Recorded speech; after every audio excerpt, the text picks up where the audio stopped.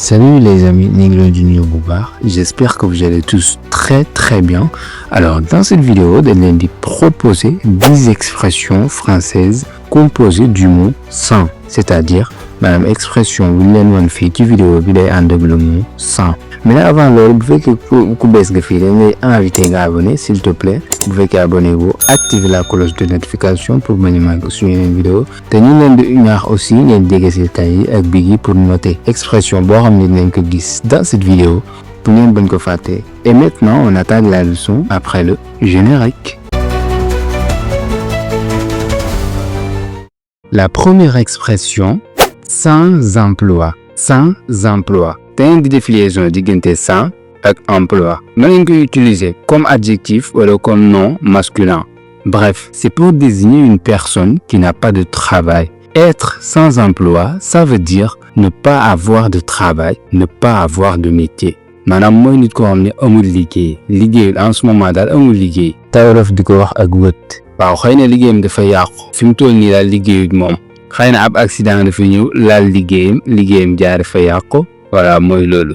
Comme exemple, il est devenu sans emploi à cause de cet accident. Madame moi, dafa mujj doon sans emploi nit ko xamné amul liggéey. Ta accident boobu moo ko waral waaw xeyna peut-être dafa yoroon bitik par exemple bitik bi lakk comme yu mel noonu léegi liggéey bi yàqu. Donc en ce moment il est sans emploi. Pendant mu toog noonu liggéey dañuy wax il est sans emploi. Dans ce quartier, la plupart des jeunes sont sans emploi.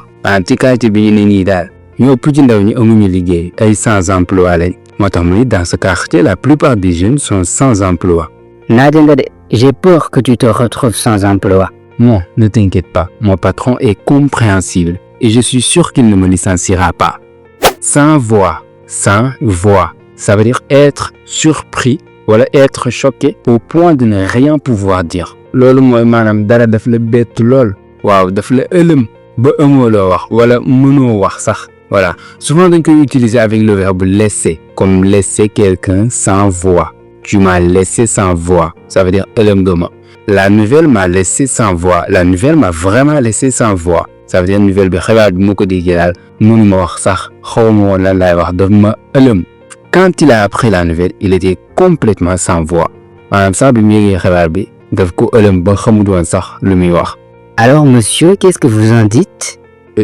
Je suis sans voix. Je ne sais pas quoi dire. Ça veut dire tu m'as vraiment impressionné hein. Ëlëm nga ma lool daal ba xawma lan laay wax. La victoire du Barça contre Benfica a vraiment laissé tout le monde sans voix. La victoire du Barça contre Benfica a laissé tout le monde sans voix. Sans abri. Sans abri. La définition de sans ak abri. Sans abri, c'est un mot masculin. Un sans abri. Un sans abri, c'est une personne qui vit dans les rues, qui n'a pas de maison où habiter.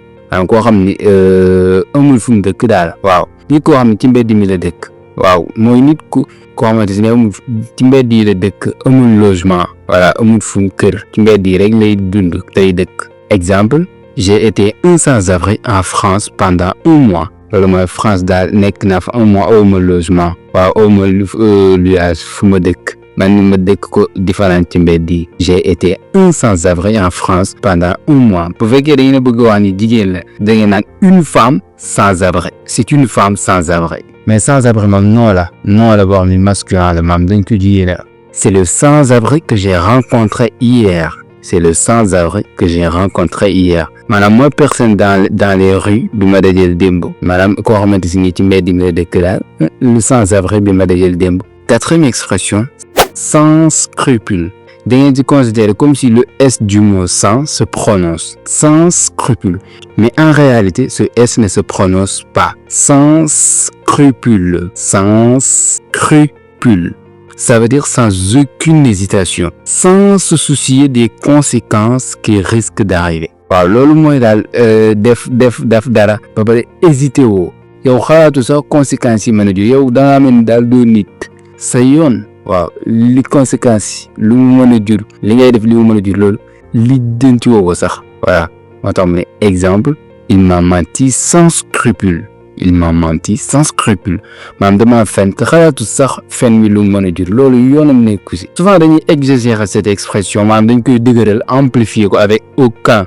Le mot aucun comme il m'a menti sans aucun scrupule. maanaam daf maa fen daal te fen yu xalaatu sax li mu mën a jur.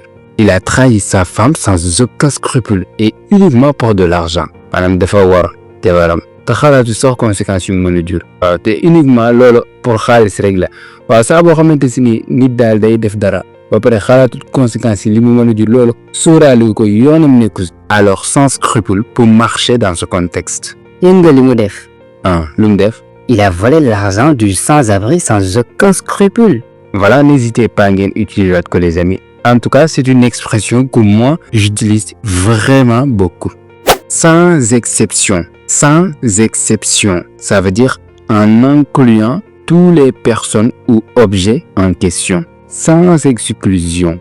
Voilà, expression le borom dafa am utilisation bu large. maanaam bu yaatu. moo tax mu wala en question. maanaam mu ni la nit wala chose yi mu aju. waaw.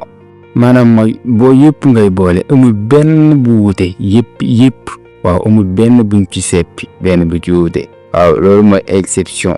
imagine benn dégât def nañ dégât ci entreprise bi léegi patron bi mën na menacer employé yi nag ni leen si vous ne me dites pas la vérité je vous licencierai sans exception. ça veut dire bi ma wax dëgg yi ñëpp lay dàq du ma ci bàyyi kenn sans exception. voilà amul ñii ñoo tàq kese ñii lay dàq mais yéen ñëpp lay boole. sans exception kenn ko may bàyyi. voilà loolu mooy sans exception. Mais où est les yeux du bébé? En fait, ils sont tous disparus sans exception. maanaam ñoom ñëpp réer nañ amul benn bu ci des. sans détour. sans détour. ça veut dire directement. franchement. waaw loolu mooy directement sans ngay nig-nigal wala ngay lay. mais danga ko wax directement ba pare ak fit. waaw ak fit ak honnêteté. maanaam ak njub. sans nga fen nga wax dëgg yi quoi. voilà nga def ko directement aussi sans ngay tiit dara wala ngay nig-nigal. exemple il a révélé toute la vérité sans détour. maanaam dëgg yi yëpp la révélé directement. voilà et franchement. voilà amul lenn lu mu ci doon ragal. da ko def de manière franche. nekk fi di fen wala muy nig-nigal daf ko wax directement sans détour sans muy def ay détour. il m'a tout dit sans détour. wax na ma lépp directement et franchement. Ce gars est vraiment courageux. Sans détour, il a demandé une augmentation de salaire au patron. Il nous a tous laissés sans voix. Sans arrêt. Ça veut dire sans s'arrêter. En se répétant continuellement. maanaam sans ngay arrêter ngay continuer rek di def la même chose. waaw exemple il parle sans arrêt. maanaam nit bi wax lu bari rek en français mën nañoo wax il parle sans arrêt pour wax ni il parle vraiment beaucoup. sans arrêt mooy loo xam du arrêter day dem rek. moo xam da ngay wax wala da ngay def. mais déjà wax na la déedéet di. Oui, je le sais. donc pourquoi tu dis ça sans arrêt? En fait, pourquoi tu me regardes sans arrêt? lu tax nga may xool tëw bàyyi nii. ça veut dire pourquoi tu me regardes sans cesse. sans cesse aussi mën nañ ko utiliser c'est la même chose différence bi mooy rek que ni sans cesse est plutôt soutenu. voilà utilisé dans des contextes plus soignés, plus formels, mais dans le langage courant on utilise sans arrêt. waaw loolu kese la sans cesse est plutôt soutenu. voilà c'est ça.